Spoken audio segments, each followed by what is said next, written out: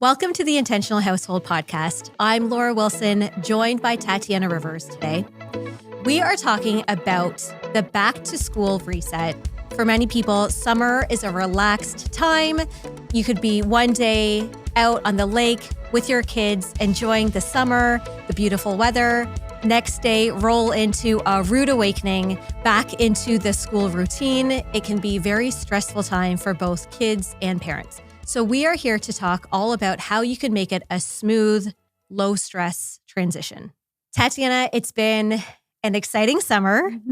Lots of fun, more relaxed bedtime. It can be very challenging getting back into the school rhythm. Yes, again.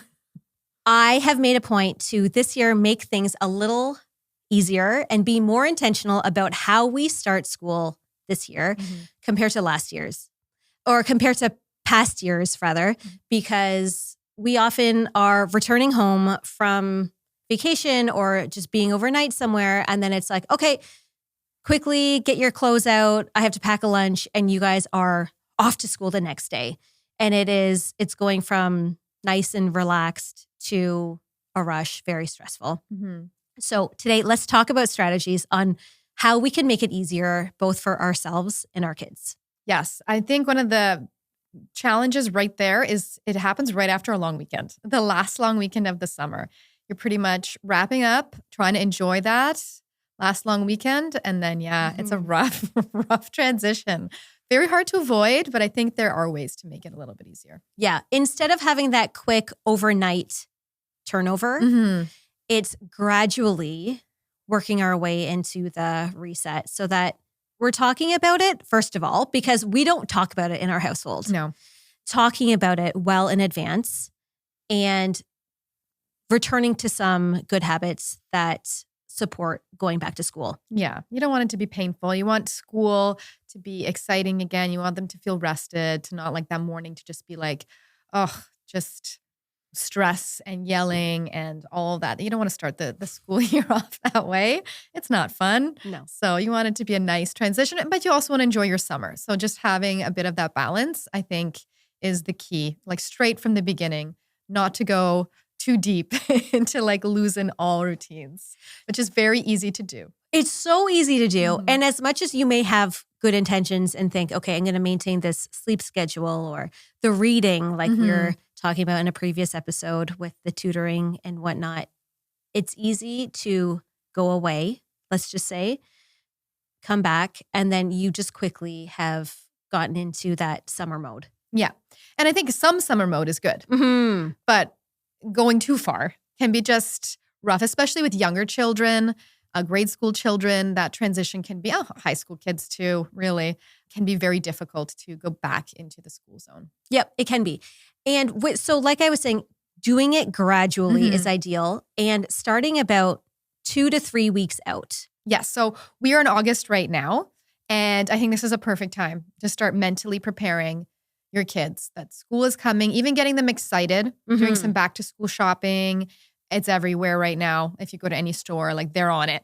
They're on the back to school stuff and starting to really give them a few weeks of buffer. Yes. Few weeks buffer. And when you're talking about the shopping, getting them involved. Yeah. Because it's getting them mentally and physically prepared, of course. But that's something that I haven't done because I'm always, if there's back to school clothing that needs to be purchased, I just purchase that online. I don't talk to them about it. And we haven't needed too many supplies yet. But if they need anything that is new, like say new containers or and I think they get excited about that sort of stuff. A new water bottle, maybe they'll need a backpack, maybe they'll need a new lunch. I mean, you shouldn't have to purchase those every single year because that's just wasteful, which my kids would like to do. Mine as well. And that's actually a conversation that Alex and I had recently because someone was talking about wanting a new backpack. Actually, my youngest, because he's starting JK, and he said, I want a Spider-Man backpack. And I said, you won't be getting a Spider-Man backpack. You will be getting a solid color that will take you throughout many years. If you look at your sister and brother's backpacks, they don't have anything that they may get sick of after a year. And so, ideally, if you're choosing your items, you do want to be conscious, eco-friendly. Definitely. There's a compromise you could give him though. So they have those like keychains. And you can put like a little Spider-Man keychain, or give him a little Spider-Man patch he can remove. That's or a even great a Spider-Man idea. pencil case. Yes. Spider-Man pencils. The patches. Be like, not full backpack, but we're gonna go with a Spider-Man theme. And so you get what he wants, but you're also practical, because it really is silly to have to buy you have a perfectly good backpack and you're buying a new one. We actually did this last year for my son, or the kids. We gave them the choice. We do chore money. Mm-hmm. They can purchase their own backpacks, or if they choose to keep their backpack, they actually get a little bit of like money back or whatever. And so obviously my daughters went for new backpacks, and my son was like, I'll take the money. Yeah. I'll take the money, and I'm perfectly fine with my backpack. Oh, that's such a great It just system. helped them think Yes. instead of just being like, yeah, new, sure. Mhm. Like just no thought really into just like, sure, I'll take something shiny and new. And they're seeing it in all the stores. Mhm. But just kind of giving them a little bit of like, do you really need this? Yeah. Is this a need for you? Well, exactly. Because the week before they were using that perfectly fine backpack for camp. Yeah. I mean, of course, if it's got like stains and all of that, like I think one of my daughters has to go. She left some food in there and it's gross now. So new backpack for her. But getting them excited about gearing up is a great way to start that transition to like remember school. Good for Remember you're starting this in like 2 or 3 weeks. So that's, getting them excited about it. Cleaning out any supplies they may have from home. Like we have this like school supply area, just like craft stuff that's like usually right now a disaster. Yes. Us as And well. I'm going to keep it a disaster until very soon, where I'm going to get them to like get prepped and clean it up and get excited and like get ready for the school year, like mentally start transitioning them into like school zone, but in like a fun way. Again, like some new crayons, markers, whatever, just kind of spruce it up and get them involved into like the learning mode of. It's like That's a coming back up. to school cleaning, like a spring Yes, cleaning. Exactly that. Yeah, like right now, crafts are all over the place. We're going to clean it up, make it look nice and fresh, and like start the school year off in a good frame of mind. That's a great point. And just make them involved. Like, I'm not going to just clean it up. No way. You know what I mean? They've got to be involved. Yes. Yes. Mhm. And because it is their belongings. Yeah. And so teaching them to take care of their belongings. And I do think they have ownership of them, of that. And like Yes. kind of like, yeah, again, gets them excited about all the fun things that they're going to do. And they start to talk about it like, oh, I need this for this and all of those things. So they start, getting out of total summer mode and remembering that school is coming. Mm-hmm. And so with that is also a good sleep routine. Huge. Everything almost. Yes. More important than like the backpacks and everything is actually the sleep, because that really does go out the window with like the sun out till like 9 o'clock, school bedtimes. Like our kids that are in grade school, their bedtimes usually during the school year start around 7:30 when we're like getting down into bed. And right now we're having dinner at that time, and like, or still playing Yes. at that time. So Yeah, that can be I a agree. really big adjustment. If you Mhm. like go all of a sudden, like Yeah. out of nowhere, Yeah. you're going to bed at like 10 o'clock and then tonight you're going to bed at 7:30. I know. You wouldn't be able to what? sleep. Yep. So you do have to ease that one in, and you can't do that in one night. No, you can't. Yeah. So even if you're switching it half an hour at a time Yeah. to slowly make your way to your bedtime, that's a great time to do it slowly. Yeah, And and 2 you weeks in and like your advance. partner need to be aligned on Yes. that, and you cannot really budge. You're like, it is really 9:30 tonight. Mm-hmm. Like everybody's in there. You may not feel tired yet, but we're gonna like either read books, but we're not leaving this room, and we're starting to decompress in bed. Yes. And kind of like what Stacey had said in the bedtime battle Yes. episode is making bedtime a vibe. So if it's still going to be bright out, at least close the blinds, Yes, turn exactly. off the lights, just set the vibe so that things are quieter, they're 100%. slower, Yeah, and they can start getting into that mode. exactly. Reading, like just staying in their room and starting to read and get down to like, this is the bedtime. And that, again, really you're going to need like a good week or 2 to start really ratcheting that down. So by the long weekend, you really don't want to be like staying up till 10, No. even with like family, friends, cousins, all of that. And I think all parents would agree that are there, their kids need to get to bed earlier. You mentioned reading. Mm-hmm. Reading is often something that stops throughout the All summer schoolwork months. stops. And as we learned Yes. from the previous episode. This is something that ideally you want to continue and maintain through the summer months, reading. But let's just say you did have a couple weeks where reading has stopped. This is a really great time to get back into it so that it really can set them up for bedtime mode. 100%. All of those things combine. Mm-hmm. Again, if you're going back to school shopping, grab a couple new fresh books, chapter books for an older child, a fun book that a kid can get in primary, can get excited about starting to read. I think that's worth it to start getting that again, back to school. Sleep starts now, but something they can look forward to. And again, starting right now in August is when you need to start doing that. And as you know, one of my favorite things to do is to choose the clothes the night before and lay them out so that they are ready for the kids to put them on the next day right away. And so starting to do that early as well so that they get into the mode of, okay, I'm waking up and I'm getting dressed and ready right away. Yeah. I'm not just taking Lounging my time. in your PJs, Yes. yeah, till like way too long. Absolutely. They're just bringing back those routines. And again, you can get some couple back to school items, maybe a new fresh pair of shoes, something that they're excited about. They're going to want to wear in the morning and they're going to be excited to like jump out. And like, that's something, maybe a little carrot that they can have, but all of the getting back into the regular routines, you need a couple of weeks for that. That part, the back to school clothing though, it always made me laugh because I remember we'd go back to school shopping, buy jeans, maybe a new long sleeve or a sweater kind of thing. It's still summer. And it's still summer. Yeah. And so it was Labor Day, Yes. where I would be swimming in a lake. And then the next day, suddenly it's fall and I'm wearing these jeans and a long sleeve and sweating. Yeah. Yeah. I think it's still very much going to be summer for a week after, but maybe a pair of shoes. Like you don't have to go sweater weather, but yeah. I Something. find my kids quite often now, they aren't even wearing the new clothing yet because the weather hasn't changed. yeah. And it happens almost more like way later. Yeah. So don't go crazy on that part, but something that they'll be excited to put on in the morning, I think is kind of what you're going for. Again, it's just really the focus is sleep routine back to normal by the time they're going back to school. Be prepared for all your school items that they need so you're not rushing around to find stuff. Lunches, all that stuff has to be purchased. Again, if it's like Labor Day, your fridge is empty, you haven't been home, you're finishing vacation, all of that stuff needs to be taken into account. Your lunch boxes cleaned and everything's ready to go, making sure you're prepared there. And then really the other thing is, bringing in some learning in the summer, I think also, so that's not just such a rough thing. If anybody, again, really recommend the episode that we had about tutoring. Such a great, we talked about the summer and what a large gap that can create especially for some children that had just started reading and getting into things in the school year and then have this like 2-month-long gap. They can be nervous coming back and feeling like they forgot everything and they're starting a whole new grade.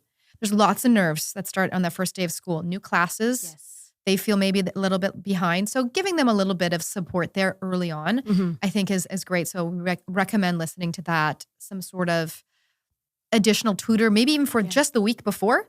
Get back into things, review, multiplication, reading, all those things just before and then they just feel good going into things.